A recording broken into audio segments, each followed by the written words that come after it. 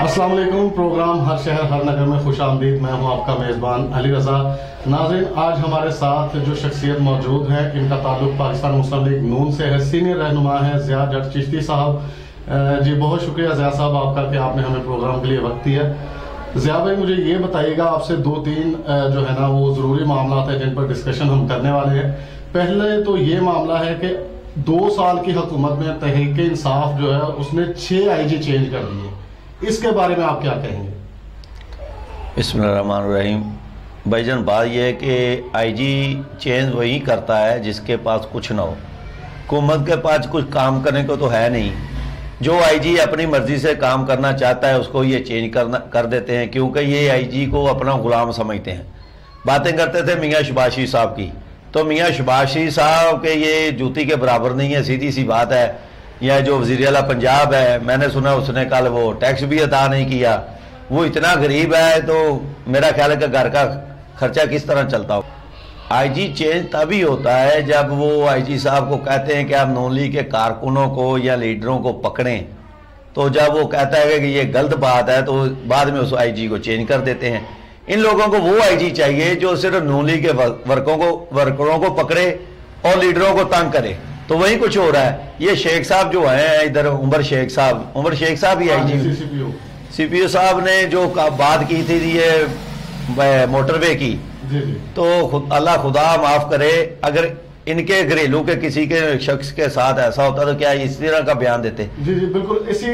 मैं इसी पे आपसे एक सवाल भी करना चाह रहा हूँ कि अभी तक जो है वो इस सानिया मोटरवे का मरकजी मुलजिम जो है वो अभी तक पकड़ा नहीं गया, तो उसके बारे में आप क्या कहेंगे? जब ये पकड़ना चाहेंगे तो पकड़ेंगे ना भाई। अभी तक तो ये तो पकड़ना चाहते ही नहीं है। ठीक है, क्योंकि काम तो कुछ है नहीं। अभी कोरोना भी कम हो रहा है, तो जब ये ऑपोजिशन इकट्ठी होती है, मियां नवाज शरीफ साहब बाहर से खिताब करेंगे तो कोरोना फिर आ गई। आज मैं सुन रहा था वो कह रहे थे कि कोरोना फिर वापस आ गई है। इतनी गर्मी पड़ रही है कि कहते हैं गर्मी में कोरोना कम होगी। तो ये मुजरम पकड़ना चाहते ही नहीं है। जिसको पकड़ना चाहते हैं, ये हो नहीं सकता कि कानून किसी को पकड़ना चाहे तो पकड़ ना सके।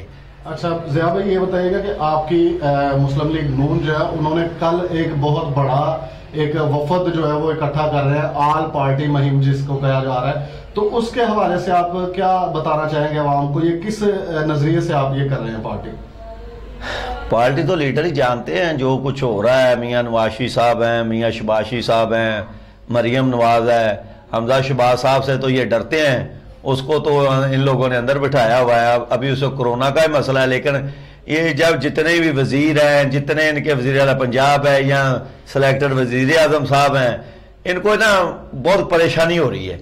वो तो अपनी परेशानी इमरान खान साहब कम कर लेते हैं, ऊपर जाके हिरवन पी ली या कोई और को नशा कर लिया, वो तो सो गए। बाकी वजीरों को नींद नहीं आती, खास करके शेख रशीद साहब हैं, वो लाल हवेली में रात को दीवारों को टक्करें लगाते हैं इसलिए कि यार मैं कहाँ जाऊंगा, मैं किससे पूछूंगा। तो ये मामला तो लीडर ही जानते हैं, लेकिन मेरा ख्याल है कि ये बात नहीं भी करनी भी चाहिए कि जो हुकूमत है ना वो तब तक तो कुछ नहीं हो सकता जब तक खान साहब का ऊपर एक बाप बैठा हुआ है। वो बाप जब जाएगा तो हुकूमत जाएगी, अगर बाप नहीं जाएगा तो हुकूमत नहीं जाएगी। अच्छा ज़िया भाई, फयाजुल हसन चौहान का अभी रिसेंटली उन्होंने कॉन्फ्रेंस में खिताब किया, तो उन्होंने कहा कि जी मरियम नवाज साहिबा जो है वो जितने भी ये टाइम पीरियड गुजर चुका है इसमें उन्होंने जिस काम में भी हाथ डाला है उन्हें जिल्लत रसवाई और इस तरह के यानी उन्होंने अल्फाज बोले, तो उसके बारे में आप क्या कहेंगे? तो मैं चौहान साहब से यही पूछना चाहता हूँ कि जिसमें चौहान साहब ने हाथ डाला उसमें कौन से इसको फूल पड़े हैं? कहीं पे छितर पड़े हैं, कहीं वकीलों ने मारा है, कहीं वाम ने मारा है। ठीक है, और इसकी 2 बीवियां हैं। मेरा ख्याल है जब एक से मार पड़ती तो दूसरे तरफ चला जाता है, जब दूसरे पर मार पड़ती तो दूसरी तरफ चला जाता है। पहले चौहान साहब अपने गिलेबान पर झांक के देख लें कि वो इस काबिल है, क्या है उसकी 2 साल में काबिलियत क्या है। पहले जो इंसान अपने आप को पहले दुरुस्त करे फिर बात मरियम नवाज के बारे में करे। और ये शबाज गिल हो गया, चौहान हो गया, 3-4 वजीर इमरान खान साहब ने रखे इसलिए है कि आपका काम है सिर्फ शोर मचाना और काटना, और कुछ भी नहीं है।